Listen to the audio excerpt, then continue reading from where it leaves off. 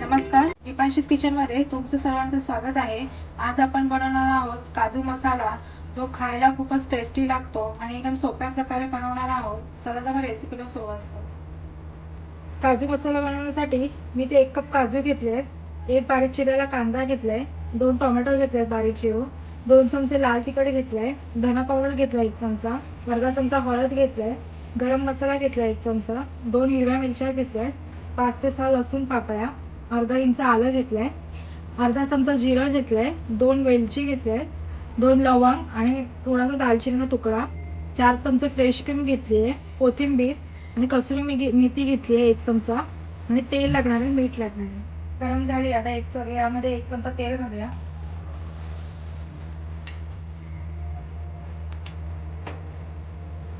तेल गरम झालं आता यामध्ये काजू चांगले भाजून घेऊया। कमी गॅसवर काजू भाजून झाले तर काढून घेऊया। त्याच कढईमध्ये आपण 2 ते 3 चमचे तेल घालूया।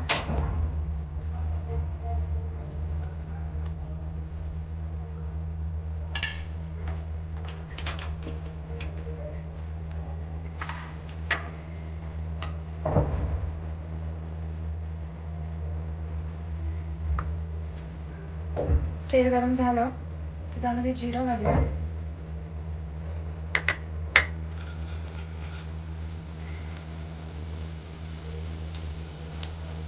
लवंग, दालचिनी,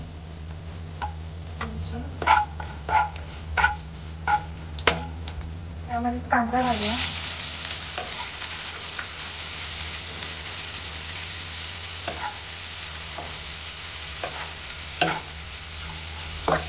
कांदा चांगला परतून घेऊया,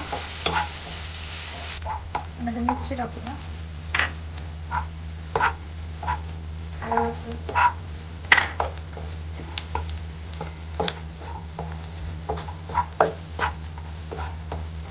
चांगला परतून घेऊया।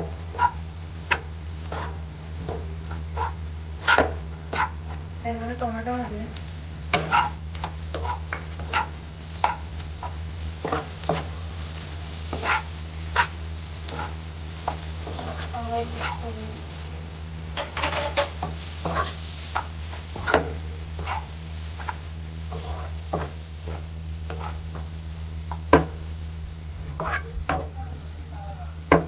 आता यावर झाकण ठेवून आपण 5 मिनिट टोमॅटो चांगलं शिजवून घेऊ। 5 मिनिटं झाली आहे। आता हे बघा टोमॅटो पण चांगला शिजला आहे। आता गॅस बंद करून आपण मिश्रण चांगलं थंड करून घेऊया। थंड झालंय आता यामध्ये काजू घालूया आणि याची आपण एक पेस्ट बनवून घेऊया। थोडंसं पाणी घालून मी पेस्ट तयार करून घेतली एकदम बारीक। कढईमध्ये 3 ते 4 चमचे तेल गरम करून घेतलंय, तर त्यामध्ये मिश्रण घालूया। मिश्रण परतून घेऊया।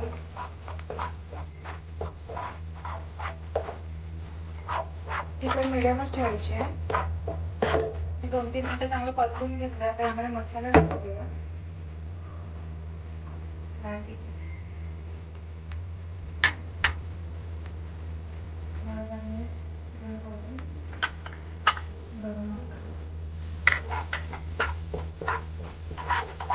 मिक्स करून घेऊया।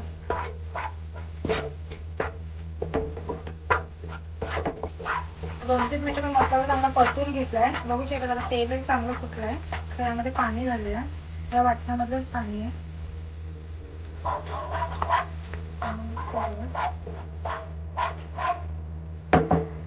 तर झाकण ठेवूया आणि कमी गॅसवर आपण 2 ते 3 मिनिटं शिजवून घेऊया।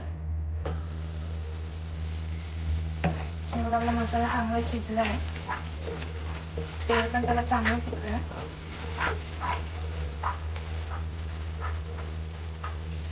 त्यामध्ये आपण मीठ घालूया, चवीपुरतं मीठ, कसुरी मेथी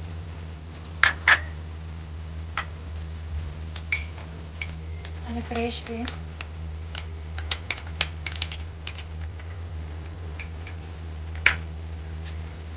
काजू सगळं मिक्स करूया।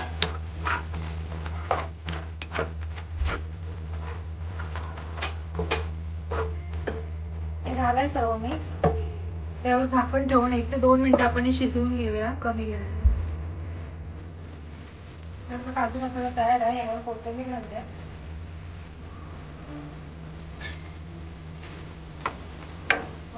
मस्त झालं.